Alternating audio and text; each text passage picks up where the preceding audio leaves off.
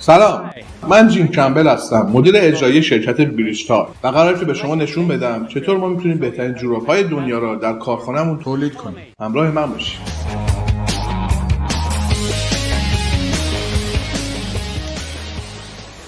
سلام، اینجا واحد طراحی و این هم یه سایز از پا هستش که ما برای فیت کردن جوراب‌ها ازش استفاده میکنیم. همه خلاقیت‌ها در این اتاق اتفاق میفته.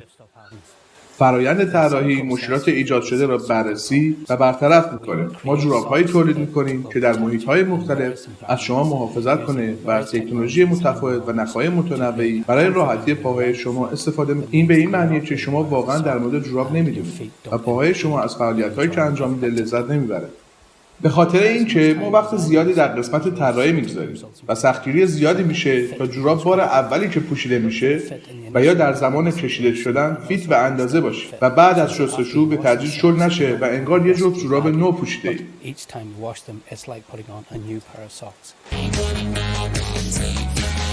اینجا ساختمان دولتابیه و این اولین مرحله برای آماده سازی نخ برای بافتن جوراب‌های بریجتال هستش. اون چه که شما در قسمت بافندگی می‌بینید مکانی است که الیاف طبیعی و مصنوعی در کنار هم آورده شده تا خواص آنها ارتقا یابد.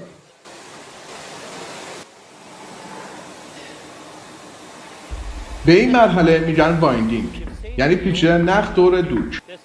شما یک تکنولوژی قدیمی رو در کنار تکنولوژی جدید می‌بینید.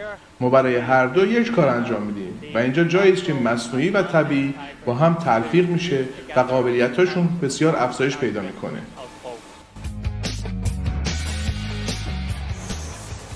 اینجا ساختمان گردبافی هستش. در اینجا ترکیب طراحی و نخ باعث تولید جوراب‌های بریجتال میشه. بسته به مشخصات و هدف، محصول بریجتال از 15 مدل نخ در نقاط مختلف ساختمان جوراب‌ها بسته به نیاز مصرف کننده استفاده می شود.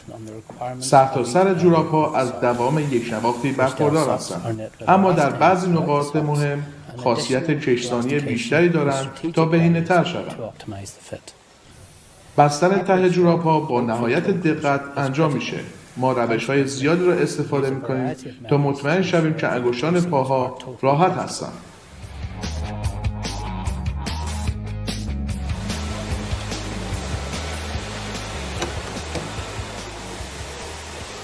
اینجا فرایند بخارشویی. در اینجا یک سری مواد استفاده میشه تا به شما انعطاف پذیری مناسبی بده و این یکی از کارهای منحصر به فردی که در شرکت ما انجام میشه. فقط بخارشویی نیست. ما بر اساس نوع نخ با نمک‌های مخصوصی این جوراب‌ها را شستشو میدیم.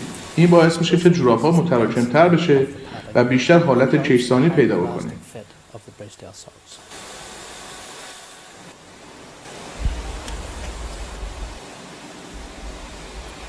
فرایند ما دیگه تموم شده و جوراب‌ها در آخرین مرحله مهندسی هستند. بعد و قبل جوراب.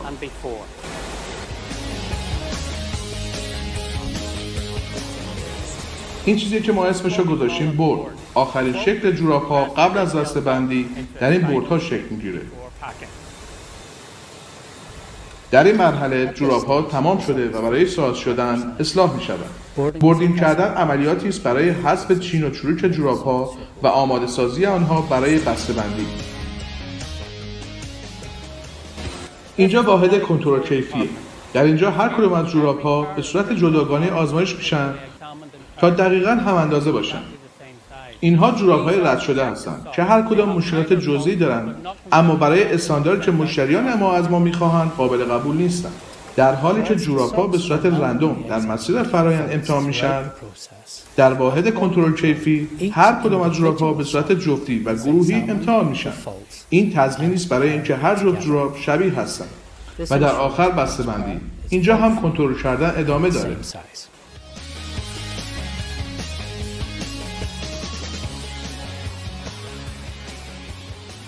مشخصات این که بسته به کجا ارسال میشه و یک گارانتی برای تضمین کیفیت درون بسته‌ها قرار میگیره.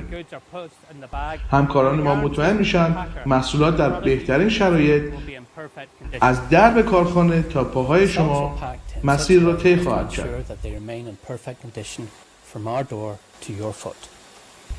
هر پک شامل کاغذ گارانتی است که تضمین میکنه جوراب‌ها با کیفیت هستند.